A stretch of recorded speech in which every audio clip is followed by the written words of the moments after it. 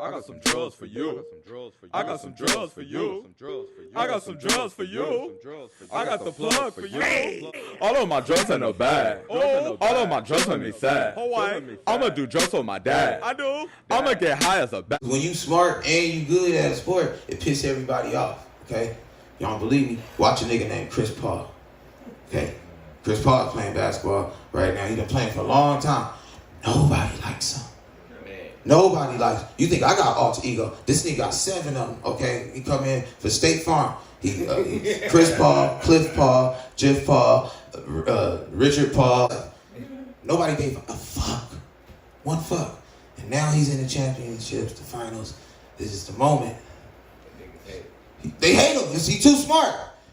He's the only basketball player that plays with his ass for 48 minutes. 48 minutes he's doing this. Just playing. Ass. Move. Ass. Move. Where you going? Where you going? Whoop.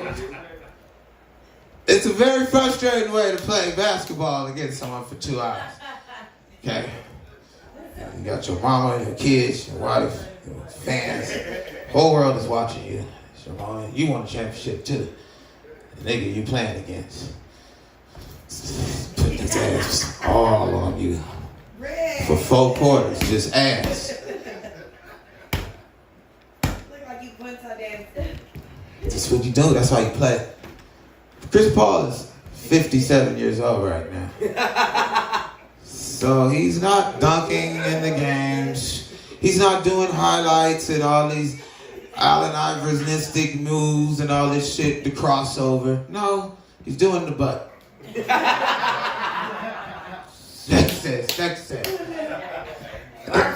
Ain't nothing wrong with Chris Paul does the butt all night long. Ow!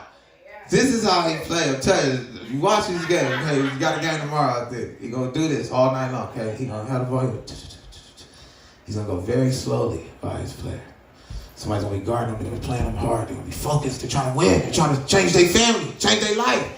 He guarding him. And Chris Paul's gonna slowly go right by him. But instead of going to the hoop, because he's 57, it hurts, he's gonna stop right here and stick his ass out again. So whoever went behind, they're gonna ooh and run into ass. That's why he got pushed by the Clippers in the back at the end of the game. The man was very frustrated with having ass on him the whole time. Man put his Chris Paul's right cheek was implanted in this nigga's shoulder by the end of the night. His kids was like, "What is that? Nigga, I see a cuff on your shoulder, Daddy. What's that?" He's like, "It's Chris Paul ass. Shut up."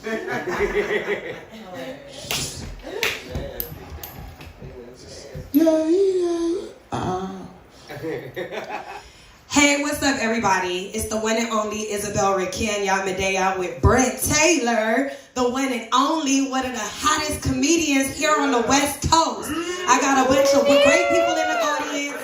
Bless up, where y'all at? Where y'all at? This is about to be a great show. Yeah. So this is Brent Taylor's show, and tonight is Isabell Requena's takeover. You feel me? So tonight we about to vibe. We about to see how Brent Taylor handled the pressure. You know, he in the hot seat right now. Yeah, turn up. So you give Brent Taylor a round of applause, you guys. This wonderful guest. Okay. So how you doing, Brent? I'm doing good. We killed the mic now. We can just talk regular, right? You want to? Cause I don't wanna. I'm about to put this mic in the middle. There you go. There you go. Yeah, this is the beautiful things that happen. We gotta stand this broke, but because my voice, I ain't about to be straining if y'all up in this room. We got the microphone for the camera.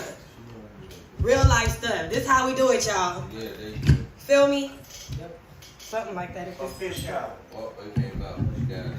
Yeah, thank you, Sonny. Yeah, you got a mic on your jacket. Okay, so Brent Taylor, how you doing today? First and foremost. I'm doing good. How about yourself, Bella? Blessed and highly favored. You already know. So, Brent, I want you to introduce yourself real quick. Who is Brent Taylor? Brent Taylor is he's a comedian. You know what I'm saying?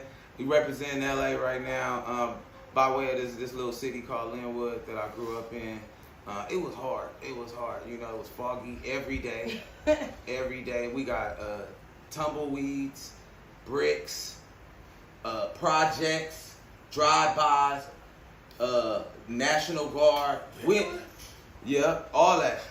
Dang, so All that. And a police station. And a jail. So for women. So how was that? How was that? We do. It's scary. What's the jail called for women? Jail, like. What is it called? Like, you know how Twin Towers strike fear in the hearts of men. Like it's called Linwood Jail. Yeah. I know, I've been there. I just wanted to see if you knew. All right, so look. Yeah, we ain't gonna get into all that. I think Miley Cyrus was in there the same time and stuff, or Lindsay Lohan. Yep, Lindsay did I think it was Lindsay, and we whatever. This ain't about me. This is about Brent, though. You feel me? So look, so what was that like? I didn't growing up in the midst of all of that. I didn't go to the women's jail. So. Nah. Growing up in the midst of everything where you just know said. This comedian here. Growing up, Linwood is just a nice place where blacks and Mexicans can get together and just get their grind on. Basically, you know what I'm saying, just on some ghetto suburb shit. You know, like niggas, families got jobs, but they ain't good jobs. They just, you know what I'm saying, like, but they about to be. Yeah. And then when your parents get a good job, that's when they leave Linwood. But you had your time. You know what I'm saying? You gonna go through. You had a time. So did you utilize the things that you've seen around you, and how did you even become a comedian? Like, was that just something you've been doing? It was natural? What's up with that? Could you tell people where did this start? What's up? You know, that's funny, man. How I started as a comedian, I always tell everybody it was because of my fat cousin Teddy Ray. He was kind of. He just said my fat cousin Teddy Ray. Big up Teddy Ray. Boop, your ton up. Hey. That was probably like the moment of truth or whatever for comedy. You gotta be fat. He's been fat his whole life. He was a fat baby. He like them burgers and stuff. The Big Mac with the extra sauce. All right. So he inspired you. So tell us. I'll say this. The whole Teddy thing was just a moment of truth, but now that I'm older and I think about it, honestly, my mom got me started, really, honestly. When I was a kid, like my mom had me in church all the time. She went to church Sunday night, Saturday, Tuesday, Thursday, Friday night, Bible study. Wednesday. She wasn't even in the choir, but she'd go to choir practice and have me there, like, just always. And I was there so much, I didn't even know that was like abnormal or like I thought that's with church. That's how you went to church. You go all the time. I mean, I just remember being a little kid, even this, you know, like the size of this microphone, that my mom would have me singing in front of the whole church. And, oh, you were singing? Yeah, like, and it would be cold, like, it'd be something like, you see, y'all got gangsters laughing in the back right now and shit, like, so hold on. You come for the Lord, nigga.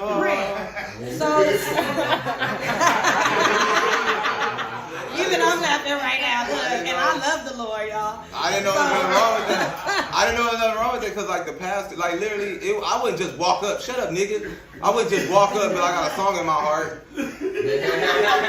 Jesus put this on my mind, y'all.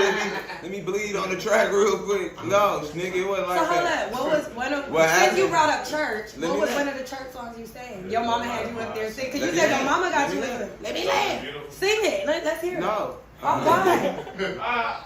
Like the pastor would all right, I want Brother Brent to sing this song. And I was like, come on, Brother Brent. And one of the songs I can remember, Something Beautiful was the song or whatever. And I'm a little kid. I just looked at something beautiful, something. But I sing it with my heart. And in my whole mind, I'm thinking, I'm the best singer in church. That's why they call me. I don't see no other kids. And you praising God. So right, so it's like, it's me, it's Mother Clark, it's like Yolanda, and Deborah. We are best singers in the church. Then, like, I got a little older, my brother would do shit like he'd be on the phone with girls and shit, and then he'd be, my brother can sing this song, like whatever they was listening to. Like so I come in, he had me singing like Jackson 5, so all kind of little Boys, all kind of Jodeci, all kind of little shit as a kid and shit. And then I remember getting older, my mom, now I'm getting a little older, I'm in school, and then like kids is banging and shit, and you know, so I'm playing basketball and shit like that, but kid you not, I was kind of a smart kid, so she had me like in spelling bees and shit like that, so I remember doing like, always in front of a mic, competing and shit, even as a kid. She put me in poetry, poetry competitions and going around the state. Find out Brent over here doing poetry and stuff. So I remember roses are red, violets are blue. A little bit. Right? And he out here doing poetry to these people. Roses are red, violets are blue. Baby, you know I wanna love you. Like. Well, my voice didn't get raspy. I was like in 5th grade. But it was on like they was getting wet. I ain't gonna lie, it was what the heck? Some moist. 5th grade wet kids. No, it was grown women because they would send me around and it would be a room full of grown women. It went from church to school to mama. I had a I was at a diverse childhood in that way. So then you just okay, so that's elementary school, right? So along the time, like I want to know, along the time of all of this, like where in all of this did you start cracking jokes?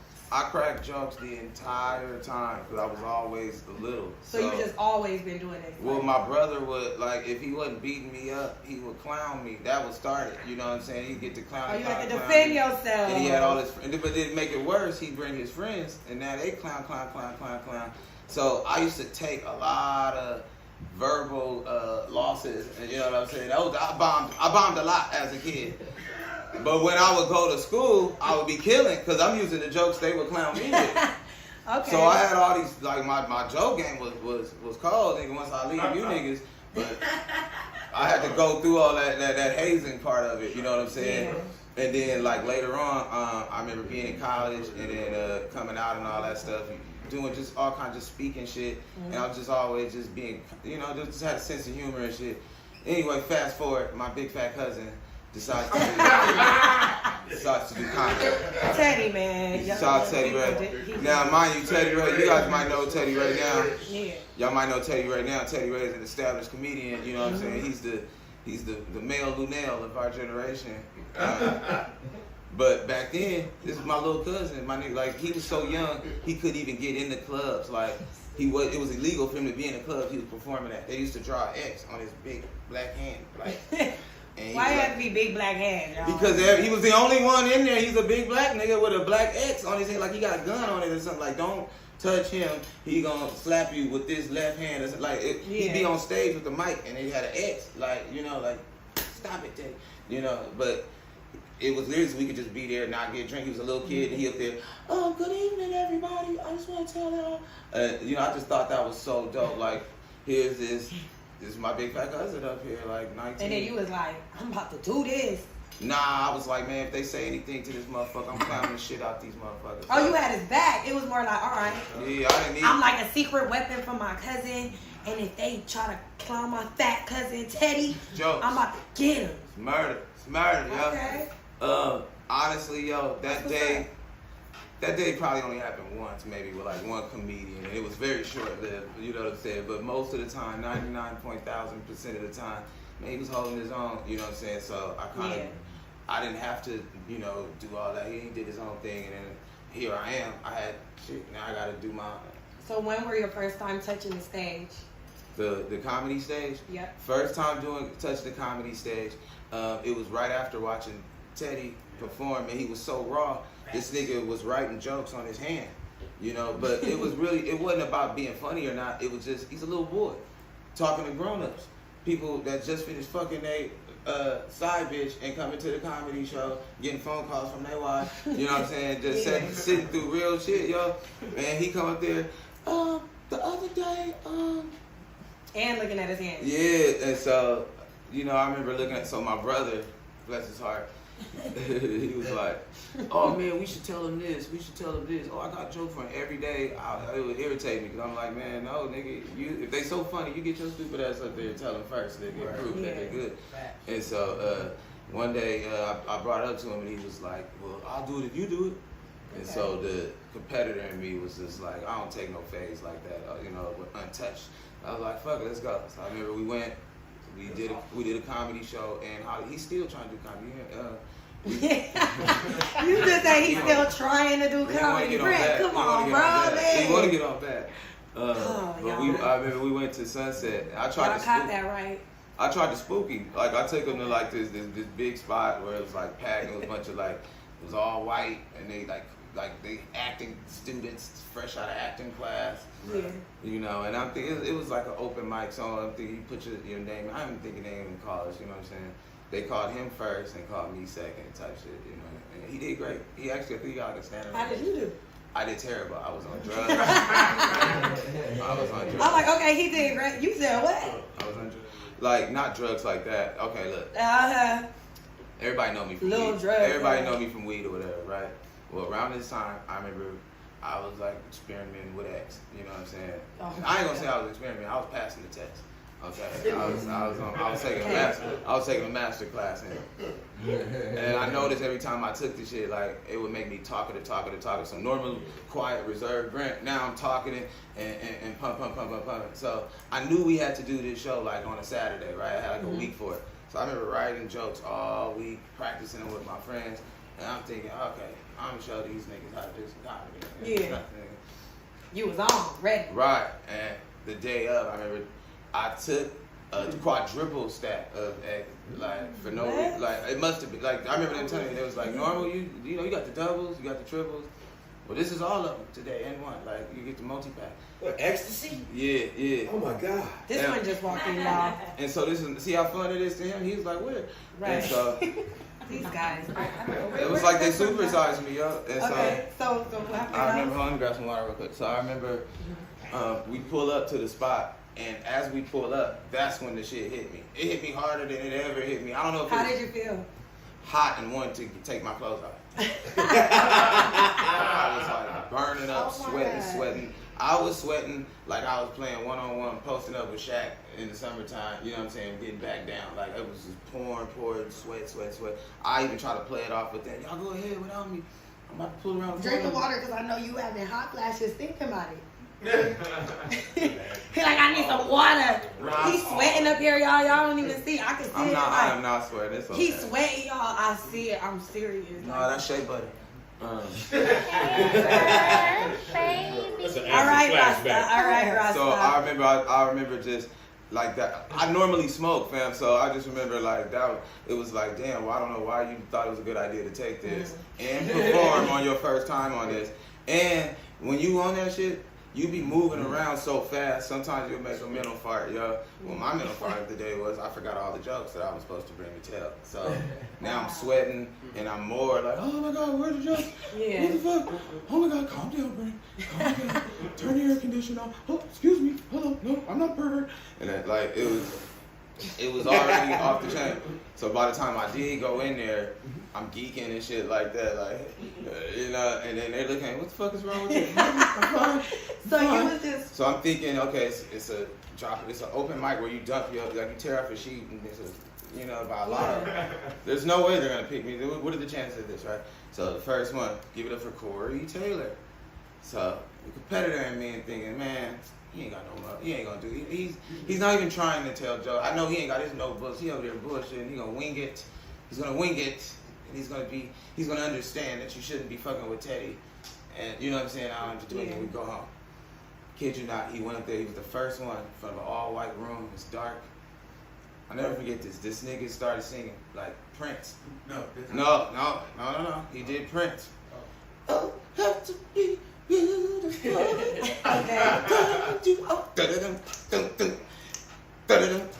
Now the whole room was quiet, just like you guys do, like that. Right. By the time he got to the chorus, they were, you don't have to be rich to they knew the shit. I don't even know Prince, so I'm sitting, what the fuck is going on? And then once he got to the hook, they start clapping. Yeah, we love it. And then now he's smiling it, he's feeling it. He was like, all right, fuck it. I got one more for you guys, okay? And this is a Negro spiritual. It gets us through good times and it gets us through hard times. I don't know if you guys ever heard this, but I'm gonna give it to you. And he starts singing the words of good times, like slowly and like a gospel song, though, like hey, like just looking out of the window. Nigga, they don't know what's coming yet. Good time. Good time. You see how good these niggas feel? So, now mind you, it's me, it's him, and like one of my other cousins here. We only 3 black people in the whole spot. No, hell no. So check this out, yo. He starts singing Good Times. All the white people start joining in with him. Good time, temporary day out. They all joining. They're feeling good. White people sing this song. Yes, So wait, they know JJ. He White let people know JJ.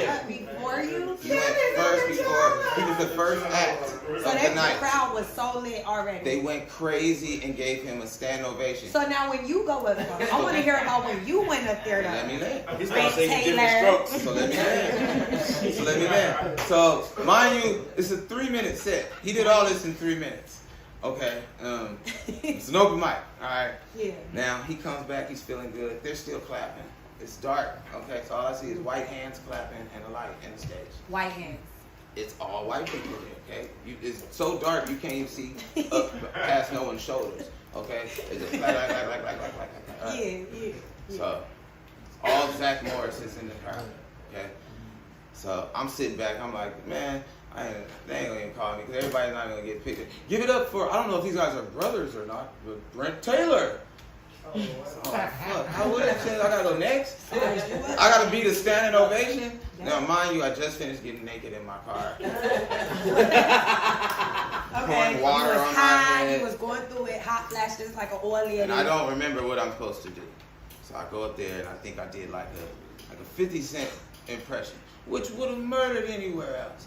If niggas know who the fuck 50 Cent is. Apparently these white boys know about Good Times, but have no idea who 50 Cent is. So I'm up there just bombing, yo. It's like one nigga in the back dying like, that shit is funny. And you and Ken. I didn't know Ken had showed up later. He told me him and his partners. He was like, man, we thought the shit was hilarious that night, nigga. I tell you, like, it would have murdered for you guys. Now, mind you, it's not. It wasn't that funny when your brother is laughing and 100 people are not. Okay. So then that means, so you just explained it. So I bombed. So it's not your fault. It was, cause see, to me, I don't know about y'all. It's always your and fault. Lord, I hope this don't get taken the wrong way, cause this stuff, people so sensitive in 2021. But It's always white your people, Nope. white people, low key, they have a different kind of sense of humor. You know, like I've been at different comedy shows, and it's it's like Seinfeld, for example. But like, how about this? Our job is to relate to the crowd that you're talking to. It ain't. You hear what I'm saying though? Your job as an artist, and especially a comedian, is to relate to the crowd that you're talking to. It's not their job. It was your first time though too. Wait though. Our job as a comedian, their job is not to relate to us. Our job is to make them laugh. You were supposed to do an Eminem impression. No matter what. So you need to know your audience. Vice versa. Right, you need to know your audience. Don't be so cocky and arrogant, assuming that everybody's No, don't pop pills before a show. It was the. All right. So when did you perform and you got that applaud that you feel you like? Yeah, this is what I'm doing. When did you get that? Like my next show, I started doing good, and then I did like 20 shows after that all over Hollywood, 30 shows all over Hollywood, Sunset, and I was doing fine. And then after that, I was like, you know what? Let me go to the hood. They had this spot called the J Spot, and that's where like you could see like Pinky from Friday, a lot of the Chris legends Tucker, perform there. Yeah. Mike Epps, you know what I'm saying? All these black actors would be there and comedians. So I knew like if you go there and perform, you got to be dope. Right. You know what I'm saying? Like all that don't matter. Because you could bomb in front of white people, and white people, for the most part, would just look at you and not know who you are. Then everything you talk about comes into play. Oh, well, they don't really care. They don't even know who you are. It was your first time. Okay, it's still clap. Niggas ain't about to do this shit when you go up there wasting their time. They feel like, nigga, I know funny, nigga. I know. I seen Cat Williams. I seen Dave Chappelle. You are no Richard Pryor, motherfucker. It's like, it's my bad. And then I felt as a nigga like all other niggas is gonna hear about this because these niggas is gonna tell the other niggas, do you know who bombed at the J spot? This nigga was hard. His name was Brent Taylor. So yeah, you can't mess up at the J. So I was nervous. So I started up in the black clubs. I started under an alias. Okay. I started an alias.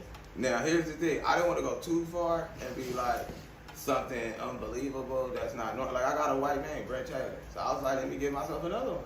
So, what's the other one? I was Ryan Thomas. Ladies and gentlemen, Ryan Thomas.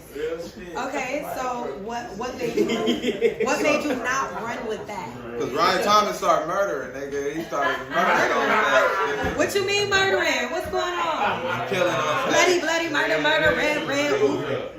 What's going on? He was killing on stage, and he started getting booked and paid, and then they started writing Ryan Thomas checks. And then Brent Taylor was having problems cashing it. So right. Okay. Get this. And you was like, nah, I'm just gonna be me. Let them know Be my mama's son, yo. Yeah, you was like, forget that. I ain't a character. I need this to walk in the What's your name again? Ryan Thomas? Ryan Thomas. Ryan's hilarious. Okay, so what comedians, Jake Winslow. aside from your cousin Teddy, because you big your cousin up. That's love, Teddy. Your cousin love you, Teddy. Shout out Ray Sean. I heard Teddy. Shout out whoever. All right, so look. So He's who? still trying. I know he just y'all don't just it's somebody in the I'm gonna audience. give him like a post show, like after this, so we can get it on. Yeah, behind the scenes. Like Aaron. behind. Behind. It might be like a parking lot. Oh God. So all right, Brent. So what comedians inspire you? Like what comedians did you watch coming up, or what comedians motivate you and stuff like? When I was coming up, I thought the funniest nigga was Robin Harris. Yeah. Baby kids. Yeah, man, I thought he was the funniest motherfucker on earth. I used to watch him with my pops and shit, and like I told you, I grew up in like church as a kid, and my mom's always had me in that. Nice. But my pops, he wasn't at the church. He spent the whole time smoking and hustling, you know what I'm saying, doing his thing. Absolutely. So that was one way one of the first time I remember relating with my dad and shit, you know, because he was an old man getting it cracking all the time. That one, I could sit there and just watch somebody just cussing all night, and it's funny. I remember him just dying laughing, and my mama couldn't say shit. She couldn't come in and be like, you can't watch that. That's rated R, or that's this, or that. As a little kid, I remember watching that. Like I remember bonding like that. And then getting older, watching Damon Wayans, watching Martin Lawrence. Those are the comedians I thought was dope as fuck. The way Martin would do Def Comedy Jam. I think that's why I take hosting so serious and shit. Yeah. You know? Because I felt like out of all the Def Comedy Jams, yo, you might not even remember who's on which episode, but you want the ones Martin is right. You remember the one Martin, man. Sometimes you start watching Martin. You start watching after Martin done. You know what I'm saying? Like, yeah. So I learned to take that serious, and then once I started doing comedy, I watched this shit with my cousin one time. My cousin Jackie, we watched Cat Williams, and that really that was the first time I kind of saw myself in what I'm doing. Like, as people say, they get inspired by somebody. Like, once I saw this person do this, I realized that I could do it. Well, I played basketball. I didn't see them niggas in me. I was gonna ask you next, like I'm just being like, all the shit I was doing, I didn't see them niggas. I was always like, nah, I'm doing it, but I don't see. No, but look, I was when gonna I ask saw you next, him, what's your biggest, aside from who motivates you, also what inspired you personally to do what you do? Like, when I saw him do that, it was one of those like, oh, okay, finally, you're not too little for something. Or, you know, because everything that I did, it was like, okay, cool. But I'd be doper at it. Or I'd be a pro ball player if I was this. Or it'd be easy to dunk if I was this. Or I'd be, I just felt like all these things that I'm doing, or I'd be pro at it if I was just a giant, or, you know what I'm saying, all this shit. I probably wouldn't have to be a giant. Just, give me 2 more inches, guys. I can dunk with 2 hands. Like, Brent, we like you the size you are. And that's what I learned by watching people that inspired me to your question. Watching somebody like that, it was like, dang, this nigga's dope being him. Oh shit, that's me. And I kind of saw myself and all that. And it was like, that was one of those keep going. Like, why don't you just keep going? Whatever. It wasn't like, oh, I want to be like this dude. Nah, nigga, you your own dude. Be that, because somebody gonna grow up and want to be you, nigga. So that's what it was. You start being your own inspiration and shit. Okay. So what's some obstacles that you face, and what would you want to tell other comedians coming up in the game? That's a good question. You're gonna get a lot of people telling you a lot of stuff. You'll get a lot of advice. Some is good, some is bad. But you gotta listen to all of it to hear it. You feel what I'm saying? It's important to at least hear it. You gonna go, everybody got their own lane, their own journey. So what worked for one person may not work for you. Right. And the way one person might perform, just like singers, ways one person might warm up, she might be drinking honey and tea and then drinking Coca-Cola, then have a Subway sandwich. Well, she a fat bitch, she needs to do all these things. Okay, let me drink my little mango juice. I'm listening. But you might smoke a blunt and then just go right to it and start, just start the gospel. So it's whatever. Everybody got their own lane, their own way to get us. Y'all see how he just threw that in there, right? Y'all caught that? Because I caught it. I want you to know I caught it. But also this, though. And then he think he's slick because he got a straight face on his face. Like, yeah, smoke that blunt and then sing gospel. You're bright, you're Ota Ada. In bright, I'm very Ota Ada, yeah? Alright, continue. Say what you gotta say. Encourage the next generation of comedians. Hold up. I'll say this. Hold up. And how old are you? Because you ain't all that young, I heard. 38. Okay, No, you you ain't, nigga. You 23, right. nigga. Forever young. 23 and me, nigga. You 23. Hilarious. So, I'll say this, though. Don't let bad advice knock you. That's the flip side to it. Because good advice is cool when it sounds cool and it fit. But just because some advice don't fit you and you might have had to hear it and do it and live it and all that, that don't mean, oh, let's quit or that's not what it is or don't go that route. You know, whatever you got to do what's best for you at the end of the day. I had people tell me strong advice that was actually correct, but that was correct for them. Nigga, you shouldn't be doing this. You know what I'm saying? Like, so I had to. Yeah, that's it. I had like veteran comedians, telling me, man, when you do shows, nigga, they're paying a lot of money. Don't go up there and do no new shit, nigga. You should be doing what you've been working on. Cause you're a professional at this point. Put your bow ties on and took it to the just like you're going to the homecoming, and you know what I'm saying? Cause they are paying money to see you and all this shit, And then, but that might be what work for them, Don't engage with the audience or with the crowd, but then they're gonna talk back on. No, you shouldn't engage with the audience, nigga. They're gonna fuck you up. Right. But what God put on my heart, you anointed for it. Right. You got it. But when I was coming up, trying to listen to all these people and all these other influences, I didn't find the joy in what I was doing. Yeah. I didn't find the joy in telling the same jokes that I've been working on and just over and over again, just because the last crowd ain't heard it and all that. I'm not having fun, nigga. Like, I felt like I wasn't challenging myself. So, you know what? Fuck it. I got a good manager. I got a good team around me that challenged me. And fortunately, I'm very fortunate and blessed in that regard. My brother, my family, my friends, where they encourage the good things that they see. Hey, nigga, go out there and roast them, nigga. Fuck it. They pay to see you roast them. They be ready. They pay to see your bitch ass in the suit, nigga. They paid you to be comfortable, talk your shit, nigga. Be yourself, Be you. You know what I'm saying? Now, that may not be sound advice for the next person to go out there and be Brent or get to clowning and roasting. Nah, you ain't been through what I went through. You ain't crazy like me, but. That's what I had to learn. That's what I would really teach people growing, or to give out to anybody. Walk your walk, listen, and listen to everything, but walk your walk. That's what's up. I love that.